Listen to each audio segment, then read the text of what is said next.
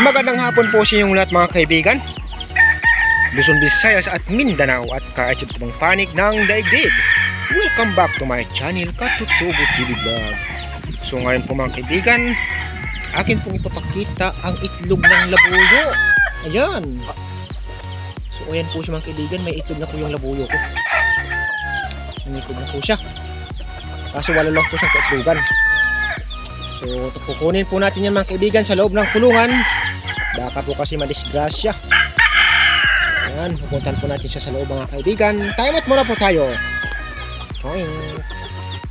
Ayan po mga kaibigan, nandito na po tayo sa loob ng kulungan.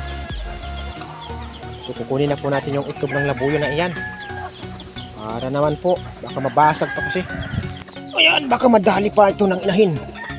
Ayan po siya mga kaibigan, nandito na po siya sa aking mga kamay. Ganyan lang pala kaliit mga kaibigan ng itlog ng labuyo. Ayan, ito ang kanyang inahin. Itong tandang na ito mga kaibigan ay kukunin ko. Papalitan ko po siya ng isang tandang. Mayroon pa po ako tandang noon na labuyo din doon sa kulungan. Yung bagong huli ko na tandang. Kasi yung dalawang tandang ko na labuyo, binira ng aso. Tipok sila. Nayari sila ng aso. Sayang. Yung labuyo mga kaibigan, nilagay ko na sa kulungan.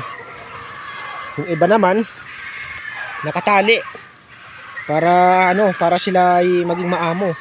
So nga lang, samang palad, napagtripan siguro ng aso. Dinali. Tapos yung isa dito, nilagay ko po dito sa mga kaibigan, yung isang babae din na labuyo. Ito yung pangalawa sa nahuli ko na labuyo. Natanggal na rin siya ng sa ulo. Kasi binababag siya nitong isang labuyo mga kaibigan. Hindi sila magkasundo. Kaya kinuha ko na lang po siya. Tapos nilagay po dito sa kabila. Ayan, medyo gumaling-galing na rin siya mga kaibigan. So antabayanan ko na lang po pag galing niya. Babalik ko na rin po siya ulit dito. So papalitan ko po ang tandang na ito mga kaibigan ng labuyo din ha. Galing doon sa kulungan. Yung pong papalit ko maya. Medyo mailap-ilap pa po yung mga kaibigan eh. Pero ayun ay tumitalaok na. So ang gagawin ko, ito naman po mga kaibigan aking tatalian at ilalagay ko siya sa labas.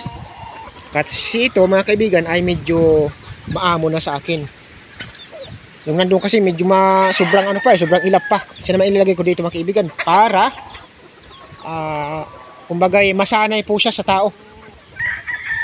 So ayan na po mga kaibigan, i-update ko na po kayo sa mga susunod na kabanata ng ating labuyo. Labuyo po ngayon ang ating nasilayan, ang itlog ng labuyo. So thank you so much po mga kaibigan. Hanggang dito na lang. Choing!